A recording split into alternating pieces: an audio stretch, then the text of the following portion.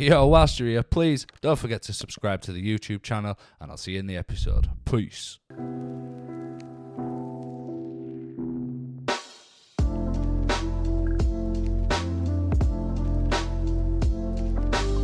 Good evening, everybody, and welcome back to the TheChatDown podcast. We are back again with the big man, the myth, the legend. It's the Fraser Bean. Hello, everybody. How you doing, mate? You good? Yeah, really good. Yeah. Had a good day. Yeah, it's been an all right one. So, yeah, this episode, we're going to do these types of episodes once a season, which is around the care industry, or us being glorified bitches. This episode is going to be touching a little bit on what we touched on last time and expanding on that a little bit. I must say, before we continue this episode, these are our own opinions. This is not all 100% factual. Yeah.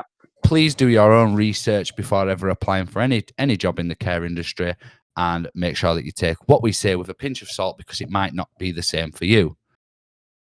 With that said, and our experiences, Scott, are completely different to other people's experiences. We've got good experiences. We've got not so good experiences. Yeah. So, yeah. And my eyes look like I've got pink eye. Looks like someone shot on my pillow. Well, I've been at your house, so look for it. Yep. I'm really tired, and I've just been rubbing my eyes. So that's that excuse. But yeah, so I thought, same as last time, let's get started by explaining to the people how we got into care. Yeah. I've then got a couple of pointers that I'm going to run through. And this is just a way to promote the care industry, but also make people aware of the care industry before they make a decision of going in there. Like I said, there'll be one of these episodes once a season, so please keep your eye out for them. Yeah.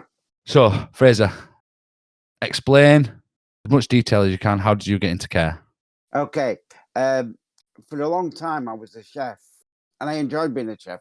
I do love cooking, but I was getting to a point where I didn't feel that I got any passion for what I was doing. I didn't feel that I wanted to go any further than I was in the catering business. So I started investigating different things. I was looking at going back to college and learning to be a teacher. That was one of the avenues that I always found interesting. But I used to see people out in the street with clients, and I used to think to myself, I think I could do what they're doing. So I looked into it. I looked into all the different types of care, from elderly to working with people with autism and learning difficulties.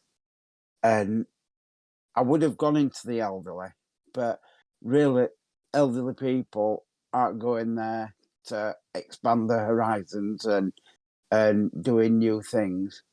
To be quite honest with you, are they? They're going there for the last days. Yeah, my sister works in elderly. Yeah, and I didn't want that. I wanted to go somewhere and do something where I could make a difference to somebody else's life.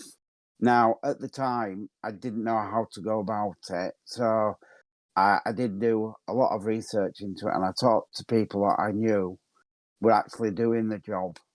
There was one girl that I talked to a lot called Lucy, which was the person actually who gave me the telephone number for the job that I've got. And she told me what you needed to be like and what your personality needed to be like, and how the job actually ran. And that was basically it. So my biggest trouble working in the care industry, as you know, was having a criminal record. Because honestly, it's a big no-no. People with criminal records, to get your job in the care industry is nearly impossible, really.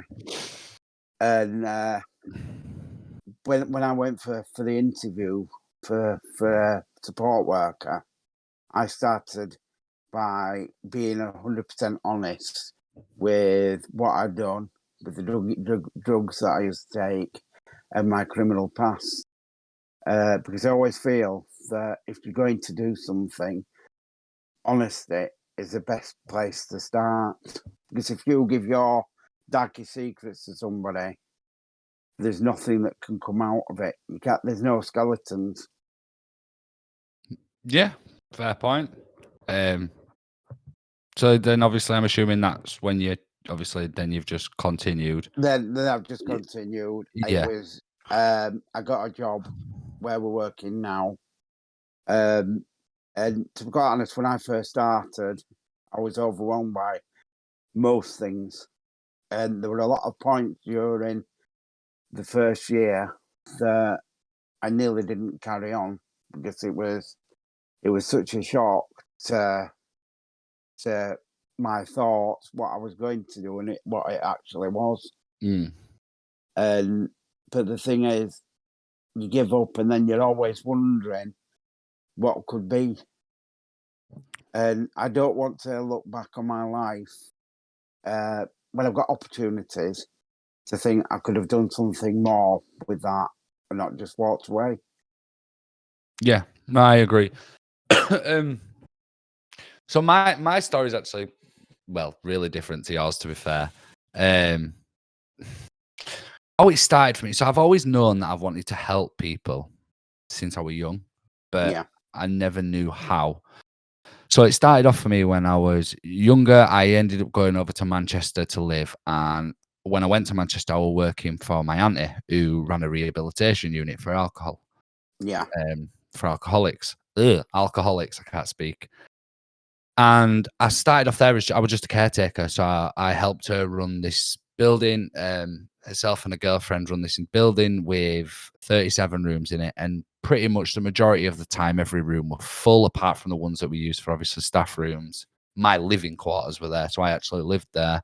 Yeah. I promise I wasn't a patient. And I kind of saw what they did. So I was never fully involved within the actual care. Yeah. However, I was always interested in the people that were in there. So I spent a lot of time speaking to them. I spent a lot of time getting to know them and seeing the changes in their lives. So I actually just asked one day, can I help a little bit? So she started helping me get involved with the actual support side of it. But that kind of ended quick because I got myself sacked. Ended up coming back to Leeds, and I think I worked in a warehouse first because I just wanted a job, and I worked at Talk Logistics. I think it's all over the bloody place, and it was the shittest job I've ever had in my life. Yeah. So I'm sat there thinking, right, I'm still young. What the fuck can I do with myself? Luckily for me, my mum worked in a community centre. Now, this community centre wasn't just your average hub; it had everything in it. So then I was given a job there as a support worker. And whilst there, fucking hell, there's nothing I didn't do. We supported the homeless, we fed them, we clothed them, we sheltered them, we helped. I've helped people get the families over to this country that couldn't get here, working with immigration services, working with the prisons, like a through the door service, getting people from being in prison. We take them under our wing, get them housing, hopefully job opportunities, running volunteers, and workshop. Just there's so much I could go on about, but maybe that's for another episode. Yeah. And I developed so much in that. I went from a support worker to a senior support worker to a volunteer coordinator, from a volunteer coordinator to an assistant manager, all really quick. And I learned so much off like certain people. So a big credit goes to a man called Bill Graham, and then another man who's sadly a prick called Ken Denton. Absolutely fantastic teachers. They taught me everything I know in terms of speaking to people and how to adapt myself to different situations. And I'll always hold them to utmost respect for that. Yeah. Bill was a fantastic guy. He believed in me all the way through. And he was the one that says, why don't you go into like the proper care industry, like the what we do now? And I was always like, no, that's just not for me. Like, I'm not into that stuff because I didn't believe I had it.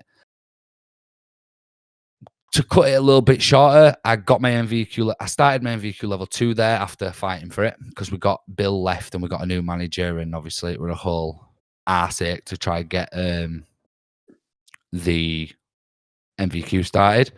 Started my MVQ, decided fuck this place because it just completely changed. It went from a community hub to a business, and I didn't want to work for someone that just thought about money. I wanted to work for somebody that made a difference to people's lives, and that just disappeared. I think there's only my mum left from the original team. Still there. Left there. I actually went to work at another care company. I lasted a day. A day. Wow. Because I think I did some training and then I never went back because they were expecting me to travel stupidly far on a bus. I applied for this job. 2 days later, got an interview, went in, blagged the interview. I didn't want the job because I enjoyed care at this point. I wanted it because I needed money. Yeah. Got the job. Pretty much started straight away as soon as I could because I already had my DBS. Yeah. Did my training. First year, how long have I been there now? Oh, it's about 2.5, something Yeah, like that. so for the first year, I hated it. Didn't like the job at all. I put a front on and pretended I liked it. Yeah. Then I started working where we work now, properly. I got based down there, and I've just progressed and progressed and progressed since I've been there. Yeah. And now I'm at the stage where I'm looking for the next thing. Yeah. Not saying that's going to be tomorrow, not saying that's going to be next month, not saying that's going to be this year. I don't know. Yeah. But I'm now at the stages where I'm looking for planning. I'm looking for the next step. Yeah. And that's my care story. A lot more long-winded than we thought we were going to be. Yeah.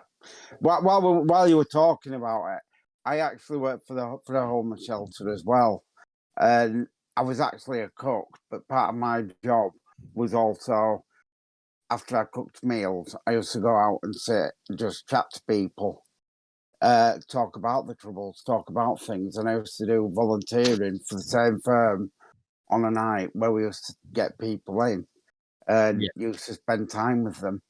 And I think that was one of the stepping stones, really, for me wanting to move further and go more into care.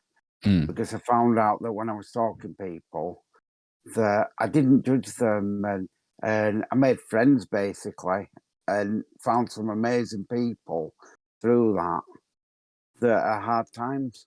And then I knew that was what lit the fuse, really.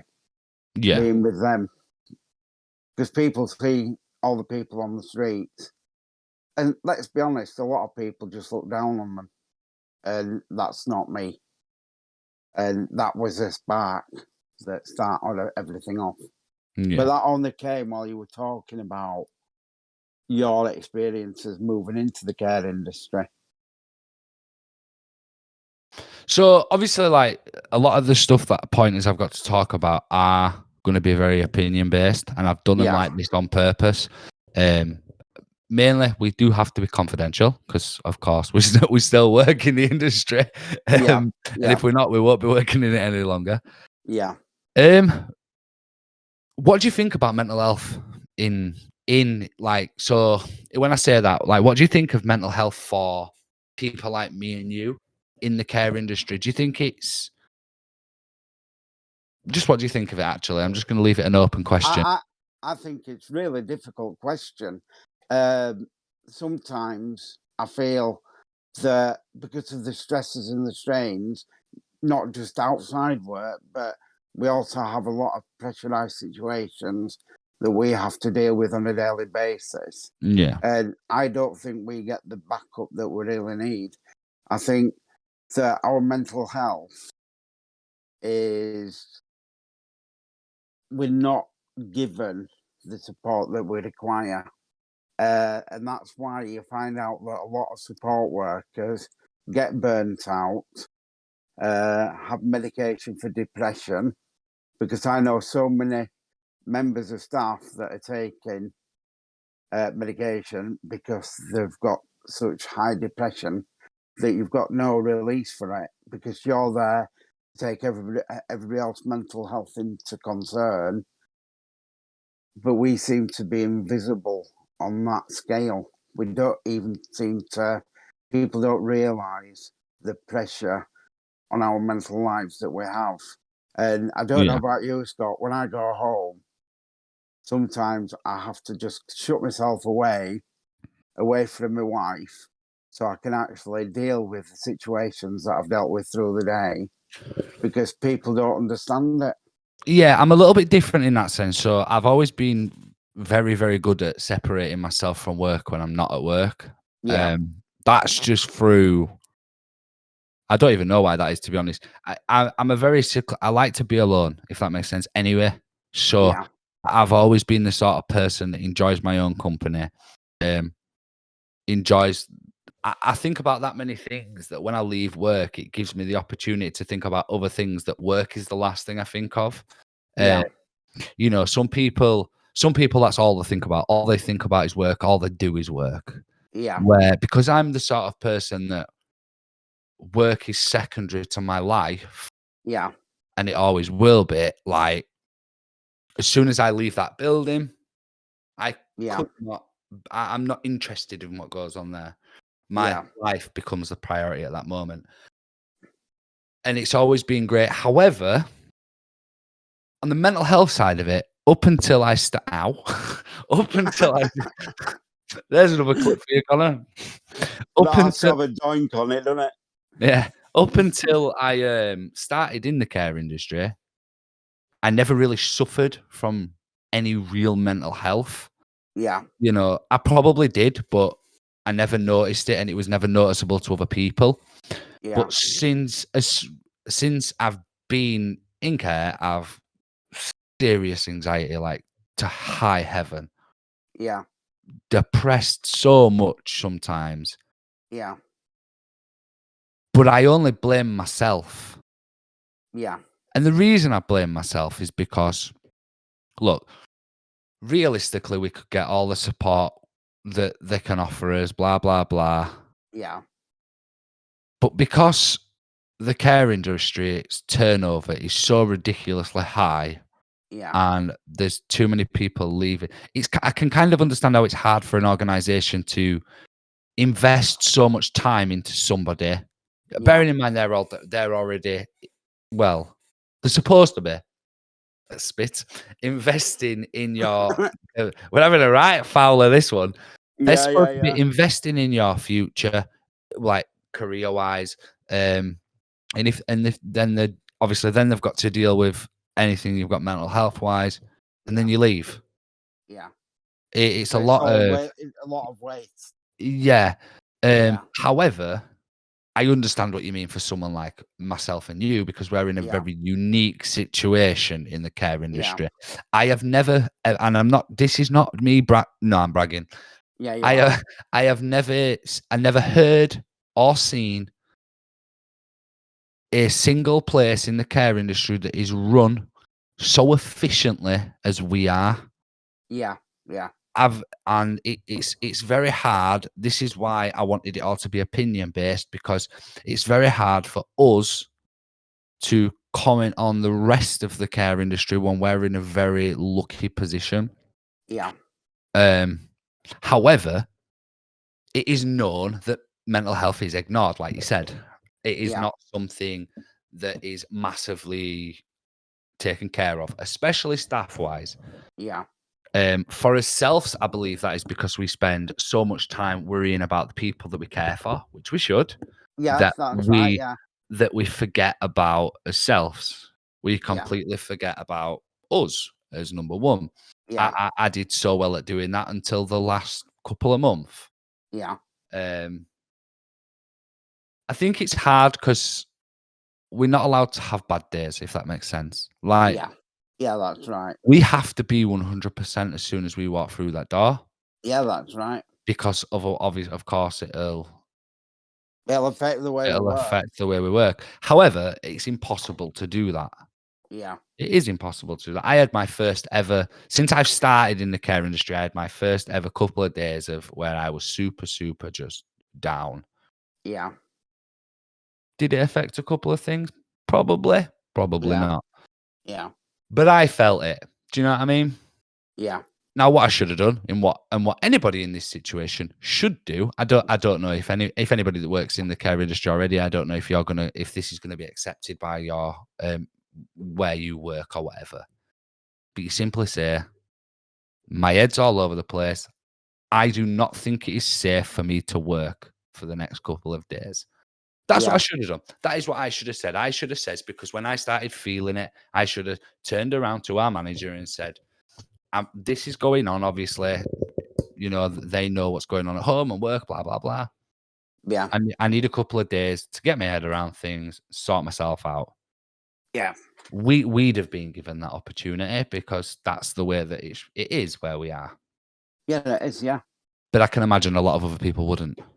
Yeah. Yeah. I think if you ever go to our manager and you say that, she does whatever she has in her capabilities to help us out. Yeah. And I she's really honest about it. appreciate that. Yeah. I really appreciate that. As a strategy, I've got something that I actually have now that I can use when my mental health is bad. And I do write. And I put it down on paper. And that is such a release to it, because I can put things down on there. Some of the things never anybody will ever see, because some of it's pretty dark. You keep talking, Fraser. 2 seconds. And okay, so it's really dark. But I find that as soon as it goes onto paper, it releases something within you, and that it releases that mental strain. And the other thing that I can do is, after I've had a really bad day, I'll get on my bike and I'll go for an hour. I'll go anywhere. I'll just ride the roads. And riding the roads, the road's coming towards you. You got things are going by you, and you just release things. And to be able to release the mental anxieties is the way forward. What I've been talking about is poetry. Sweet. And doing things like that. Yeah, I was trying to find my boob stress ball. I was going to say, this is what I use, but I don't know where it is. So I don't know where mine is. I can't use it. I just thought that'd have been a little bit funny at the end. Yeah. Well, I wish you'd have said about them, because I could have brought it up.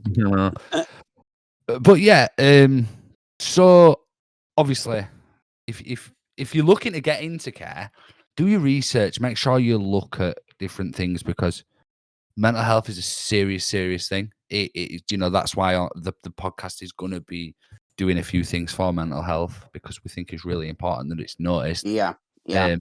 It is massive in the care industry. Like Fraser said, I were going to say exactly the same thing, but you said it.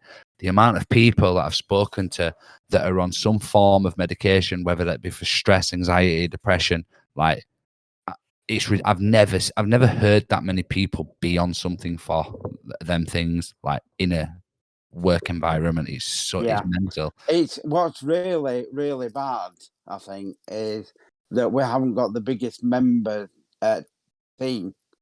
And for the amount of people that we've got that are on medication, it's quite shocking. Yeah, it is. Yeah. So, some other thing I wanted to think, what do you think around the importance of separating yourself from work? So obviously, like we were on about it, I'm very good at doing it. You're not so good at doing it. I'm very bad at doing it. Why? What? I mean, do you think that is part of why it took me so long to have any of the like effects of stress, anxiety, depression, because I've always been so good at doing that? Or do you think it's not that important to separate yourself from work? I'll tell you what, Scott, I do sometimes wish that I have the capabilities of doing what you do, having a separate thing for work.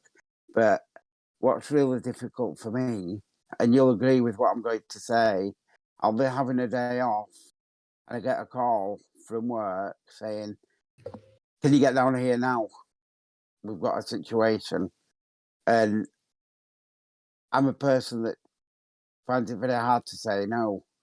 And it happens quite a lot. And that does stop me from separating my work and my home life because I get called in so often. I do have to make that boundary now where that I'm going to have my home life and say, look, I've been doing a lot of work. I would really like to help, but I'm going to have this time for myself rather than being called into work on days off. Because if I carry on like this, I will be running myself into the ground. And I know that. Do you want me to give you the best piece of advice what I was given by somebody who we currently work with? Yeah, absolutely. Ignore your phone. Yeah. That simple. Since I was told to ignore your phone, Yeah. I don't get any phone calls anymore. Yeah. None. Apart from maybe you, but it's normally just because you're asking me about something trivial, something tiny. Yeah. Yeah. But ever since I've started, you all make jokes. I never answer my phone. Yeah. That's why. I understand why you don't answer your phone. And that's why I always like your humour to just make me feel good, really. I am going to start ignoring my phone. You need to, because for me, separating, obviously, there is a lot of people out there, some people that we know, some people that we know that said we can name them in this, but I'm not going to name them because Yeah, no names. that they physically cannot separate themselves from work. They solely rely on work for their day-to-day life. Yeah, that's right. Which is okay for them, but to me, I find that quite a sad existence. Yeah. I couldn't do that myself, and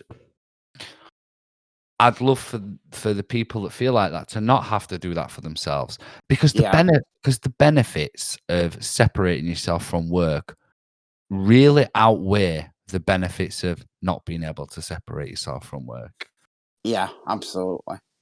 Families are the most important thing ever. Yeah. Yeah. Some people don't have that option. I get that. Some people don't have that option. But if you don't separate yourself from work, your family life is going to become your work life as well. Yeah. Yeah, And it is. Yeah. realistically, your kids don't want to be hearing about you going home or this happened, this happened, this happened, this happened. They want you to come in. Hey, And be the princess, how dad. are you doing? Yeah, Yeah. they want us to ask about how their day's been Yeah. and Yeah. be the You don't want their memories when they're grown up that of all me you talk whinging at about. work. Yeah, yeah. They want memories of you being the dad and doing things that dads Yeah. do. Yeah. Can I Well, tell you me, something? Can I tell you something weird, Scott? go on. Today I spent the day with you, and we talked about absolutely all sorts. And my friendship with you outside work is a completely different animal to the friendship I have with you at work. We're just different people out there. And today has been a really good day for me. It's given me time outside of my normal existence to spend time with two wonderful kids. And I've really enjoyed it, mate. And It's been a me. top day. And What you. about me?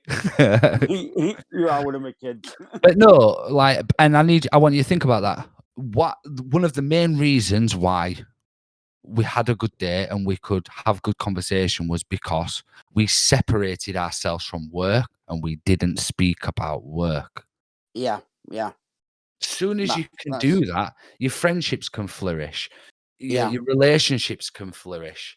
Whatever you want to do hobby wise can flourish. There's so yeah, many things that you can choose to do with yourself if you can separate yourself from work. However, which will bring me on to my next point, it is no secret that in the care industry we get shafted, right? oh We yeah, get paid fucking peanuts. yeah. If you're looking for a job because you're gonna get good money, click off this video.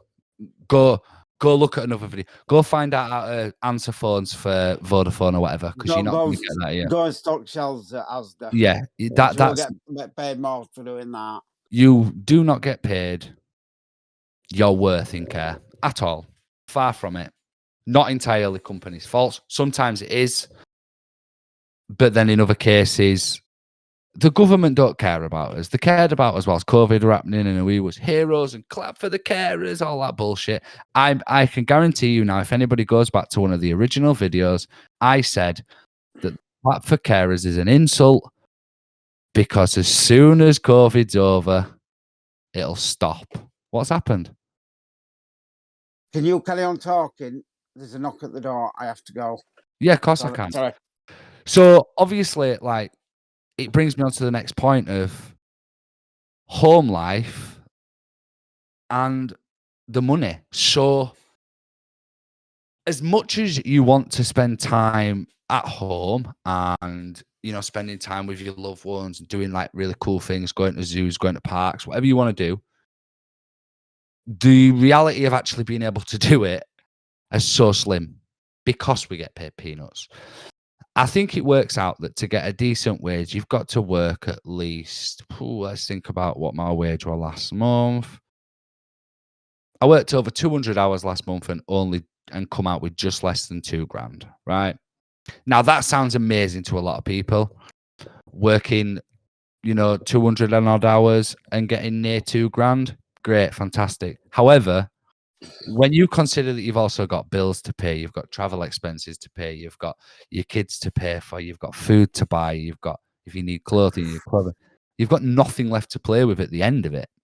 So so what I'm talking about, Fraser, is just how hard it is to have a home life because the money aspect of care is so poor that you have to take pretty much all of your time you have at home away in order to make enough to enjoy 1-2 days a month.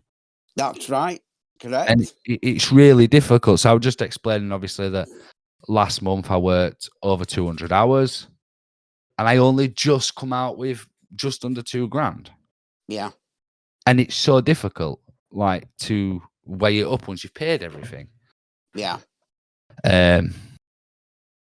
But yeah, I mean, what do you think of that? Do you think the money I was at church one Sunday and the pastor of the church were on about what people are worth and how much people get paid.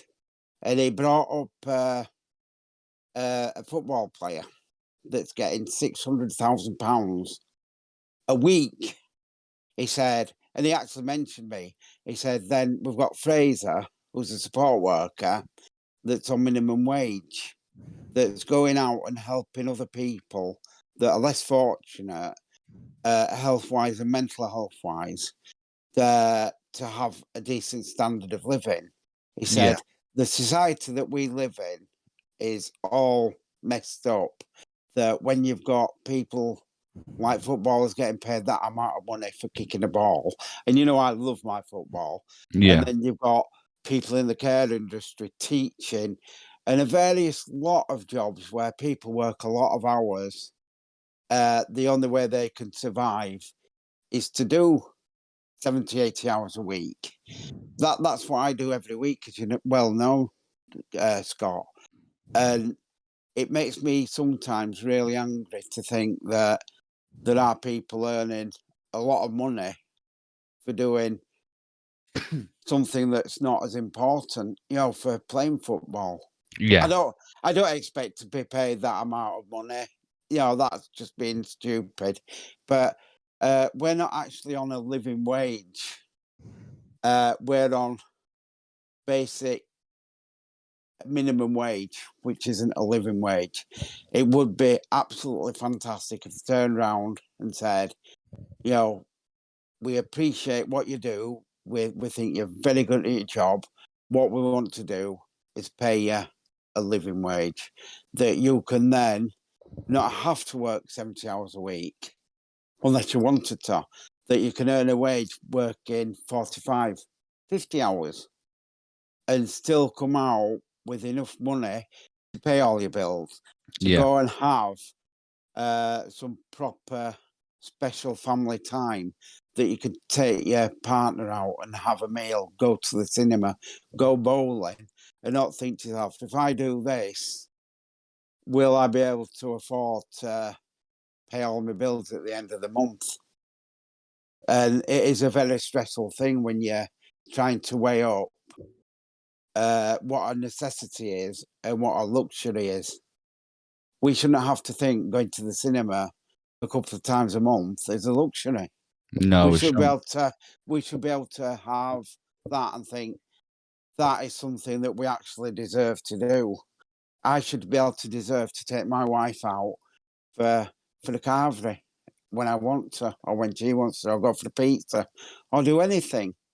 But you're always thinking, this is going to cost X amount. Is it going to make that I don't have any money for the end of the month?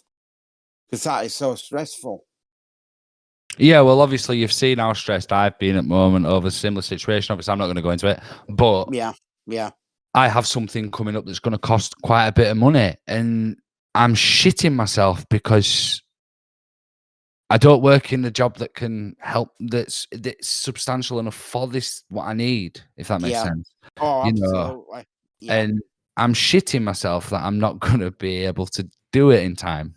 Yeah. And Do you know what, Scott? Personally, I'm not going to mention what's happening, but I would love to have so much money in the bank that I go, Scott, it really doesn't matter. I've got money here. Because if I had the money that was spare, I would definitely do that, Scott. yeah, no, I appreciate that. But who has that? Who Who has that kind of money who laying has that around kind of me? money? Yeah. I should have never stopped But selling drugs. yeah. Well, I am a cook, so Let's get some meth on the go. We'll sort out that depression. you know nothing, Jon Snow. Oh God. So what do you think about? So I've always been a big believer that the CQC, the regulating bodies, we hear a lot about them. Yeah. Hell of a lot about them. I'd be really interested to know what actual rules they give to companies. Yeah. You see, now I believe that CQC is used quite a lot as a Big stick. as a tactic to get staff on board with certain changes. Yeah. Does that make sense? Yeah. Sometimes when I hear of CQC saying this and CQ saying that, and I think, are they really saying that? Well, I mean, Is it just somebody thinking we can get people motivated, like you said, to do the job, to do the little things, to make it perfect? see now what I'd really love to sit down with someone that actually works for the CQC. So if there's anyone watching this that obviously it works for the CQC, please come and have a chat with me. I'd love to know this type of information. It'd be great to have somebody in and have actually a podcast with them. But I actually think it's really clever. Yeah. I don't know why, but it seems it's very devious and it's like, but I actually think it's relatively smart because people fear change. Like, people naturally just do not want changes to happen. Yeah. And when they do, it becomes one of them situations where it's like, well, I don't want to do it this way. I want to do it the old way, blah, blah, blah. Yeah.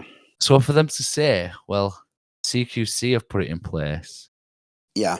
it takes the blame away from the company, puts it on someone else who we're not really going to get to ask about it. Yeah. I just think it's quite genius. I really do. I do think it's quite genius. But then, obviously, there's people like myself and yourself. We know a lot of different people in lots of different care industries. Yeah. We know people that are still working off of paperwork that we worked off a long time ago. Yeah, that's right. Yeah. Yeah. But yeah, it's just I don't know. I'd love to speak to someone from CQC just to know what actually goes on behind, like up at that level. Yeah. Yeah. I'd never want to work for them. Eventually, Scott, the way that our careers are opening, we will be involved more in that side of things, I feel. I would never want to be a part of that big picture at the top. Now, the reason I say that is because I am a very I strongly believe that there is a fine line in the care industry. There is a line here, Yeah. and at this side you have care. At this side you have making money. Yeah. It's very there's such a I don't know how to put this without sounding like a prick, but Sound like a prick, mate. there's a lot of times where it looks like it's a money making scheme, Yeah. and Yeah. the actual individual themselves isn't the priority. Yeah. Does that make sense? That does make sense. But on the other hand, right, so say at the top, you've got all the decisions being made about profits and about the lifestyle. But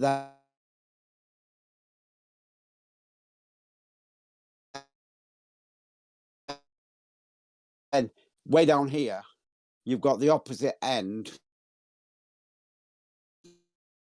because we're not give life. And we're support workers. I'll be honest, we go a whole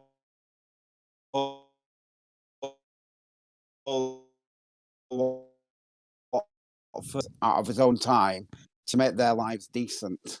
And we've all done it, Scott. We've all gone the extra mile to produce something which has been really special, and we've succeeded. Yeah, it's just always been a really interesting thing. It's always been something that I'm really interested in, is understanding the financial. The dynamics. No, I want to understand the financial structure of a care industry, of a care, Yeah. like of a company. Sorry, Yeah. I've always Yeah. been really intrigued of how the financial structure works Yeah. because Yeah. I don't know. I just think it'd be quite not even to pick holes in it. I just think I understand we've got to make money, of course we do, or we don't have Yeah. jobs. Like, but it'd be really cool to like get your hands on the actual information and have a proper delve into it. Yeah. Yeah. It fascinates me stuff like that. And I then think that's really interesting. But if I put my head to thinking about stuff like that, I think in my head it just explode. I don't think I try not to think of things like that. What I tend to think of is what I can do as a person to actually change things where I am, at the situation where I am, the yeah, position that I'm at. I try not to. I used to do this thing that if I were coming across your house and there was something that I think we're going to argue about, what I do while I'm coming across your house, I'd go through all these scenarios in my head. You're going to say so and so, I'm going to say so and so. And you never know what anybody else is going to say. But I used to do this all the time. yeah, And I do exactly the same thing when I'm at work. I'll go through all these scenarios. This is going to happen, then that's going to happen. And do you know what, Scott? I've never been right once with it because I overcomplicate it in my head. yeah. That I just go absolutely crazy with the thoughts. Yeah, I remember asking you to come meet me for a meal, and you thought I was quitting my job. I've I know. been on holiday, mate. I haven't thought about work. Yeah, yeah. Um, But it would just wait. That's how I work. And that meal that we had such a fantastic day. But the thing that comes to my mind was you commenting on eating my pudding. oh, mate, you eat it like a child. I'm gonna video it next time and put it on the chat down extra. Watch. It's sweet. So we've got a couple more things to go through. Obviously, one of them is like, do you think that this is more of just a all-rounded thing? Yeah. Do you think that all care companies, Okay, companies. Yeah. get to a point where they don't want a service user to develop further than they're at? Oh God, that is bloody deep, man. Um, I think I about hope stuff like not. this all the I time. hope not, Scott, because surely that's heading towards neglect in a way. I hope that every service user that is out there, not just my service users that I work with, Yeah, this gets is an wide opportunity. range everywhere. I'd like to think that every every service user has an opportunity to keep improving their lives and their life skills to anywhere they want to go. I'd like to think that there isn't a limit, because that would be a really sad situation. I personally want people to grow and grow and grow, to be a better person, whatever the ailment or mental health issues are. There's always a way that they can get more out of their life. And if I thought that there was a cap on it, I would be really upset by that. Do you ever think that places accidentally do it? Yeah, maybe. See, my thinking behind Yeah, this is it's more of a way further down the line situation. But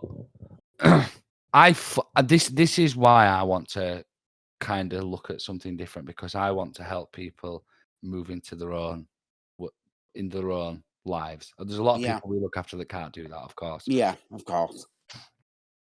I believe sometimes that the there's rules put in place that stops us being able to push a person to grow further, Yeah, not deliberately, yeah, but I believe that ultimately keeps them in the system, yeah, which then generates more money for different companies.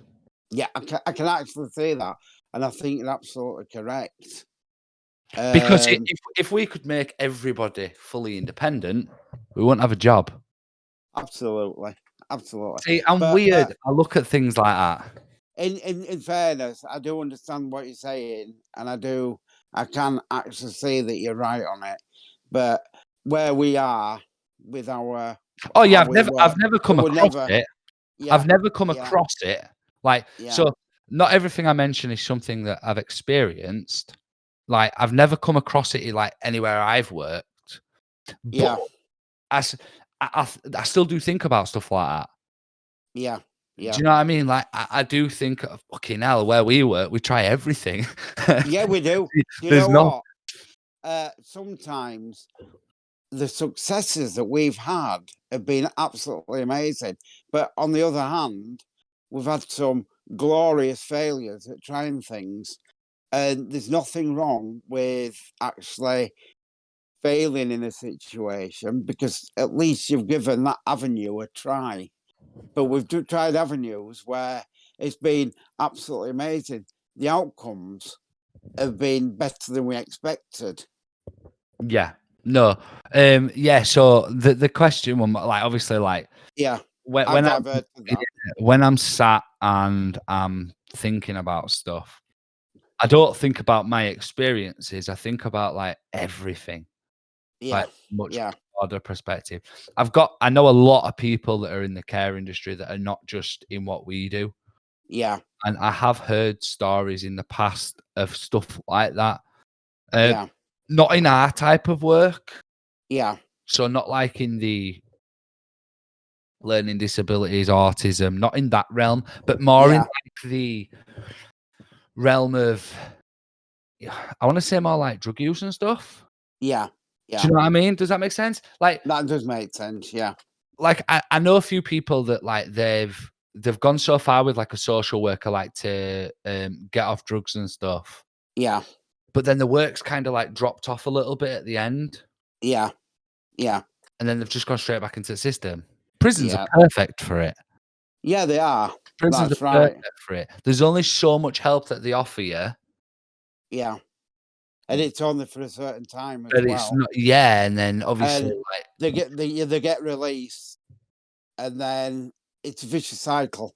It mm, just starts again, and then they're finished back up in prison with the same issues. The issue itself isn't dealt with. It's sort of band-aided. yeah, Yeah, so it's not actually dealt with at the root. It's dealt with superficially, and that's the problem with it. yeah. See if I've got any more things. Could Um, could there's something that I need to say, Scott. go on. Throughout this, um, we have been quite negative on the care industry as a total. Well, that's what But we're going to end yeah, off yeah. on. All right. Shut We're up, go- we're Fraser. In gonna, other we're gonna words. yeah, we're gonna end on the first bit's more of our opinions, and the last Okay. bit is gonna be so do you think you'll stay in care forever? I think to be quite honest with you, I think where I am now, I am appreciated for what I do, and I love the work that I do. And at my age, I think this could be maybe where I spend the rest of my working career.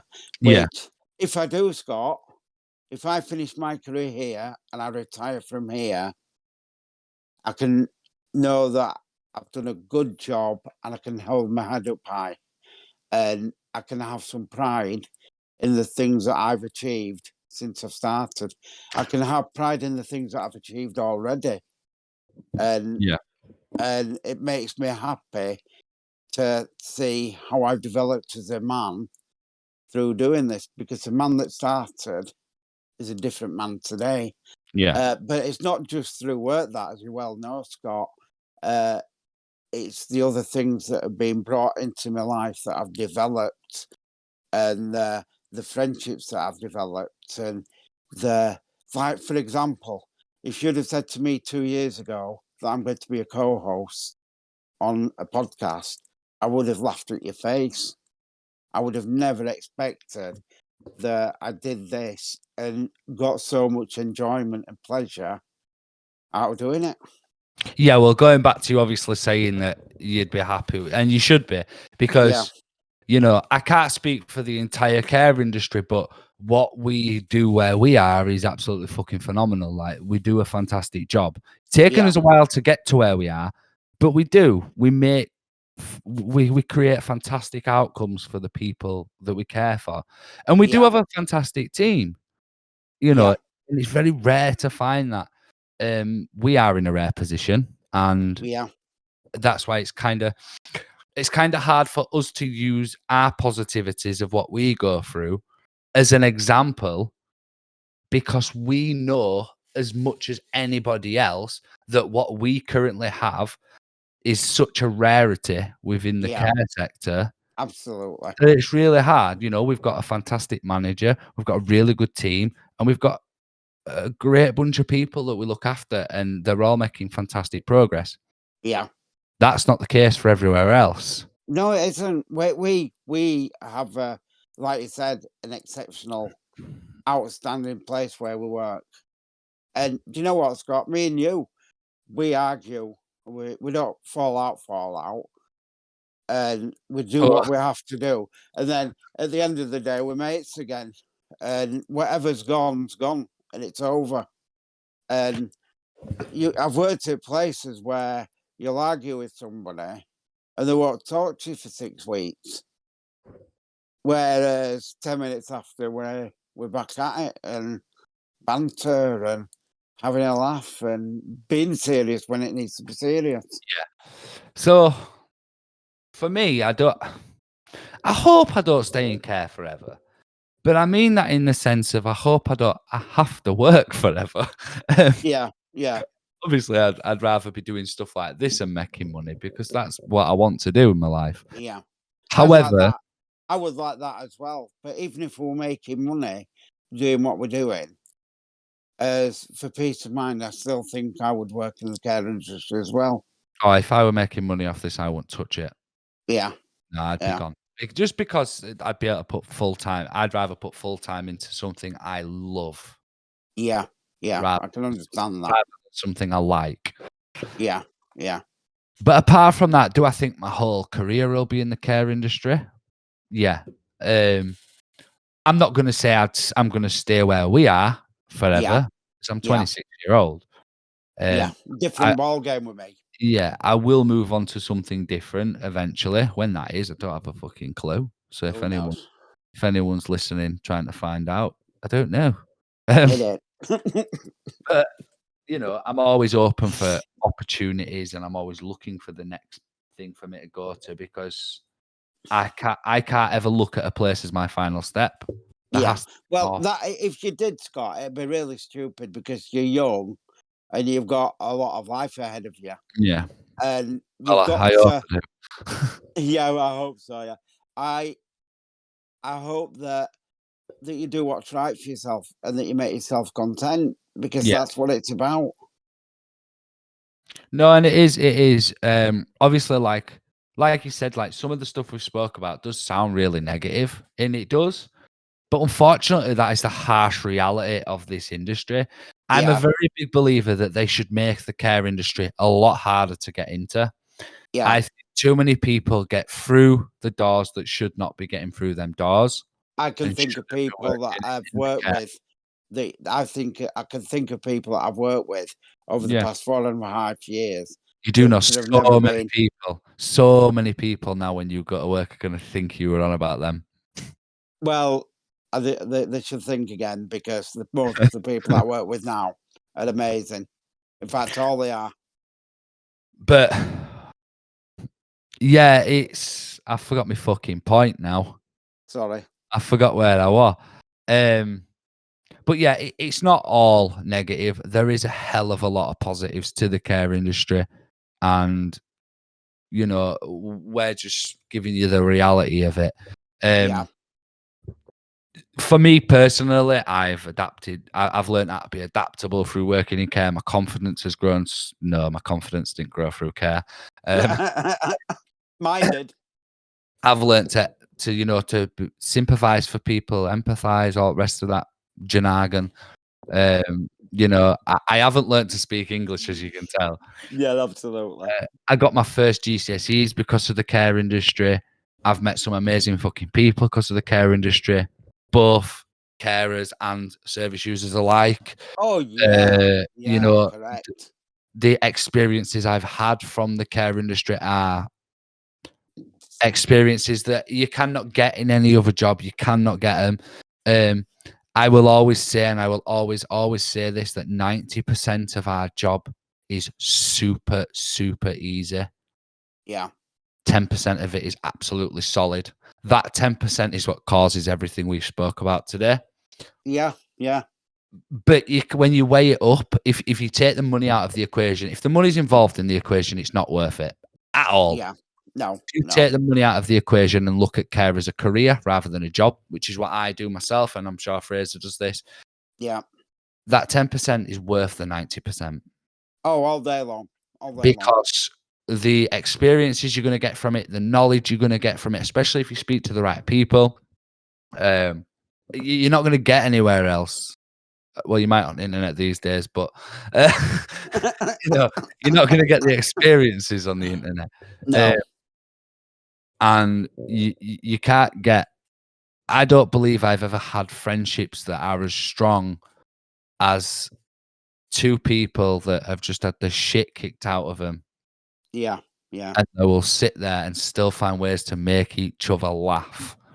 Absolutely. That's what the care industry gives you. It gave I've me I've me worked with, this fucking yeah, Klingon.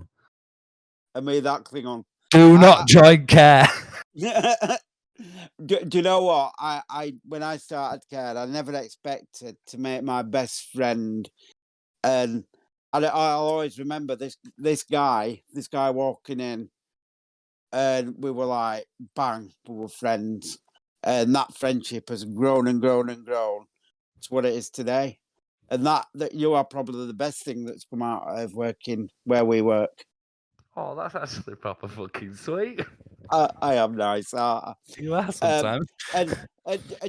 another thing, Scott, that while we've been talking, we get to do some absolutely cool things, and we get paid Absolutely. to do them. Like Yeah. on Thursday. Absolutely, yeah. Yeah, Going to a zoo for work. for work. I got paid to go to cinemas. Like, what? Get paid to I play got pool. paid to go on holiday.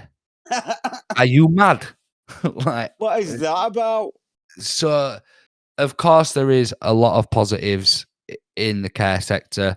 They are fantastic places to work. You will get all these nice experiences, but I must strongly advise anybody that is looking to get into the care sector, do your research. Always. Always do your research. Find out what this company is about. Find out what you're actually going to be dealing with when you get through them doors. Because the worst thing you can ever do is go in there unprepared. Yeah, I absolutely. believe that a lot of these negative opinions that we've had today are due to the fact that we was not prepared when we stepped into the job.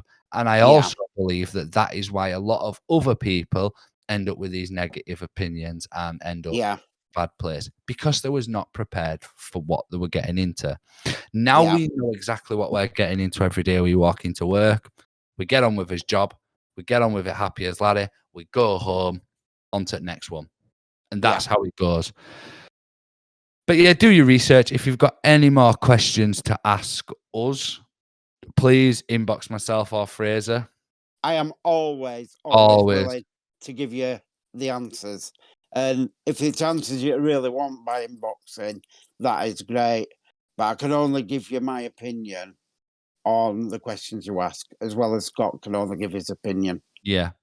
I will say this will probably be the last serious episode of this year. We have some absolutely bangers coming on. We've got some really good stuff planned for you guys. So we hope you tune in for the next one. Make sure that you hit the like button, you subscribe, you get on all the social medias below. We have been The Chat Down. Peace. Peace.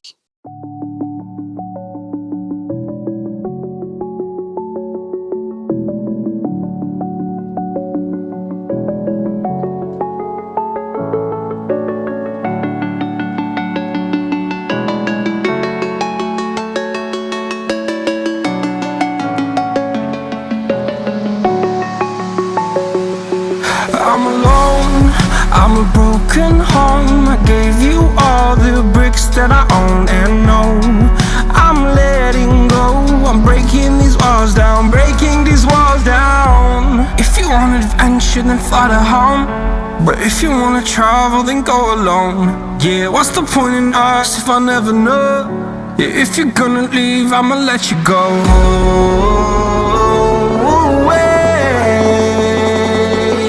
I'm tired of the pain. Go away. I'm tired of yesterday. Fada, fada.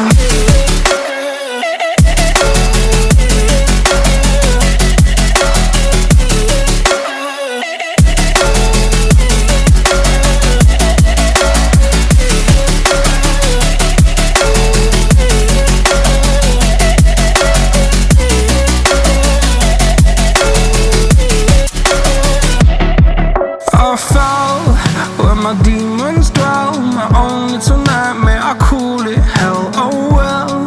It's time to get back up, climbing and climbing. I'm done with this ride, is what I tell myself, so I could feel something else.